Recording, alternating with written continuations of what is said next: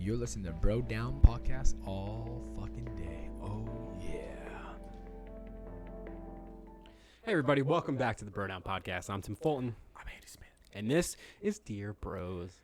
And on Dear Bros, we rip some advice column questions, and we give our own bro segment advice to it. Andy is up first. I am. What did you find, Andy? Run, Forrest, run! Run, Forrest.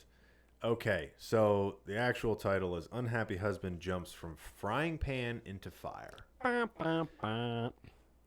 I like this because my previous one last week was very, controversial. It was a little intense. Back and lie. forth. This one's, I'm pretty sure it's crystal clear. I only read it once.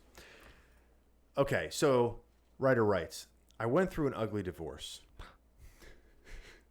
My second wife, Marcy, is a liar, a cheat, and a thief. She claims she's religious, but she gambles. She opens bank accounts that I'm not aware of. She tries to justify what she has done, but she calls constantly if I leave the house. She claims she's jealous. I think it's more of a control issue, and I prefer for peace of mind. I leave for peace of mind. Recently, her relatives asked for a private meeting to discuss her behavior and shared what I feared. Afterward, I called her supposed ex-husband, and he told me that they are still married. When I asked Marcy to show me her divorce papers, she refused. I have talked with my pastor and attorney. They gave her 6 weeks and then move on. What do you suggest? Taken for a fool in Alabama. I didn't even read where this was from. It just happened to be that Forrest Gump is from Alabama, and so is this fucking guy. All right. Multiple things to unpack here. Hey, you're right. This is crystal clear. Run, horse, run. Second, my second wife, Marcy. Okay, so he says, I went through an ugly divorce. Oh, that was the first one. Dude, if she was married, you're not married. Get out. You saved yourself a ton of money through alimony and whatnot, assuming you're the breadwinner. Maybe not.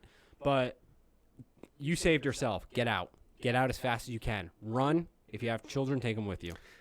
This is why really religious people freak me out. You know why? Because he's talking to his pastor. I get it. It's a guy that's going to help him out. Yeah. But he says in here, where is it? She claims she's religious, but she gambles. That's what you're upset about? That she claims she's religious, but she gambles? How about just being a degenerate gambler is a problem? Yeah. Sounds like he has more of an issue with, she claims she's a woman of God, but she gambles on the weekends. Fuck off. I don't feel bad for you for that sentence, sir. I kind of still do. Yeah, I do too. Yeah, he's talking to his pastor and the attorney. I guarantee the pastor will be like, you need to donate half of your money to the good church. Seen you through these tough times. Dude, who fucking pissed in your Cheerios? I'm just saying. God, literally. Oh, my eyes itchy. Yeah, so what do you suggest? Get away from this fucking leech. You're not married. That's the end of the statement. What does it say about you, sir, that you picked this woman?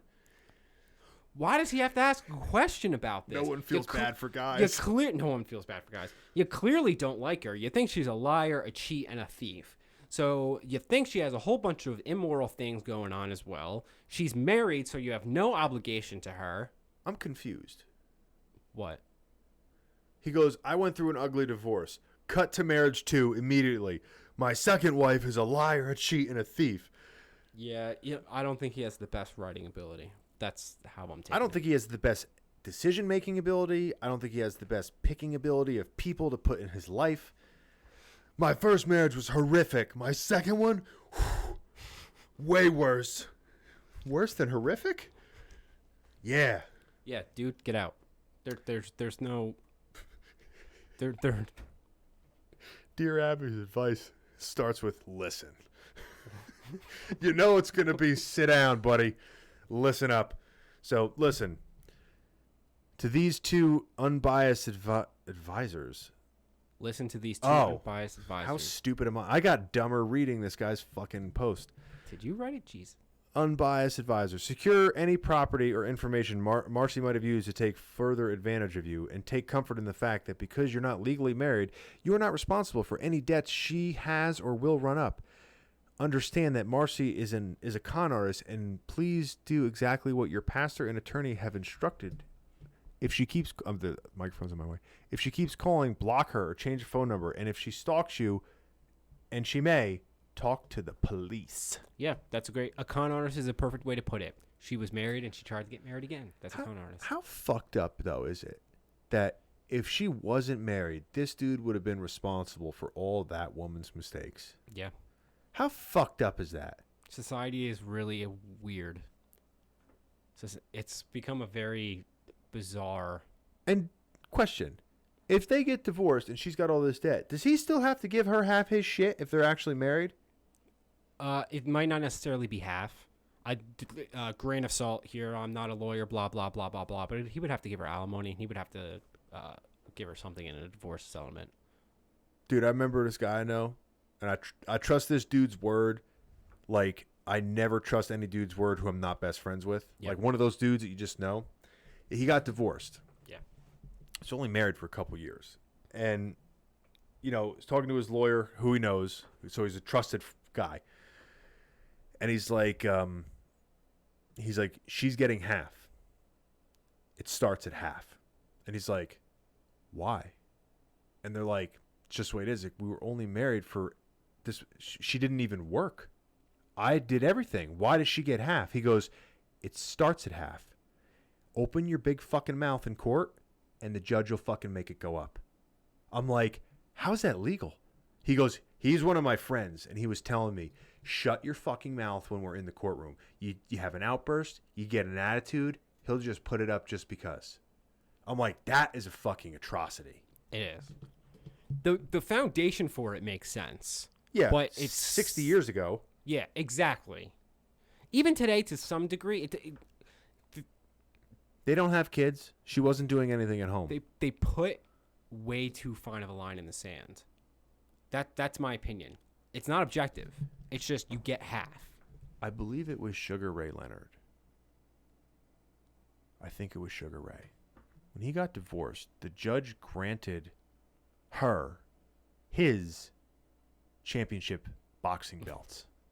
That's screwed up. What the fuck? That's screwed up. She's like, nope, not just half your shit. I want your belts. And the judge was like, you got it, sister.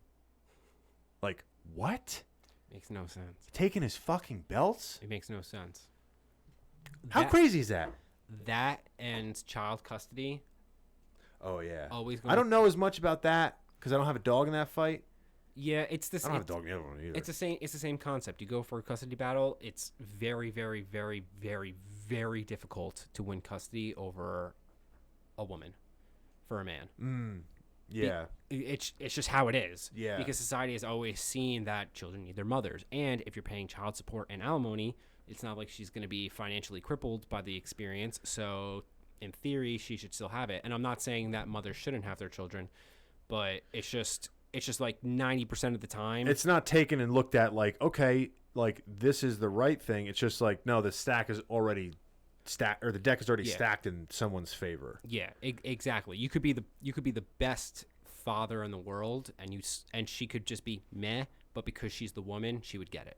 Yikes. Yeah. All right.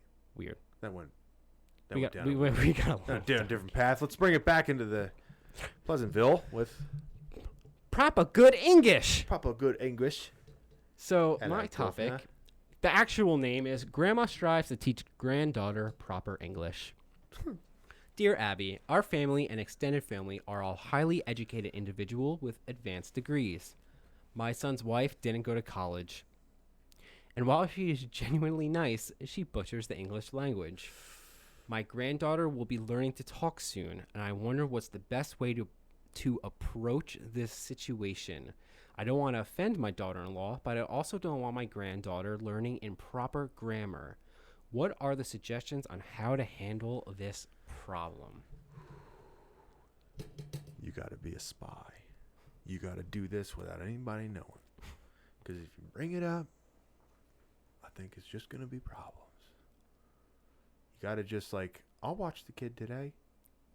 Well, I before E, except after C. Well, here's the problem, dude. Kids learn when you don't even think that they're learning. My nephew was... Someone phoned my buddy the other day. His daughter's like, fuck. Really? She's like 2. Or she goes, fuck it. Or some shit. My nephew, when he was 2.5 years old, he was playing with his cousin who was like almost the exact same age, and they were 2.5. 2.5. They're barely doing anything then. Yeah. And they were playing with one of those little houses things. They were knocking on the door. Literally, they took turns. One would knock on the door. The other one would say, "Come in," and they would enter, and then they would giggle, and then they would do it again. Because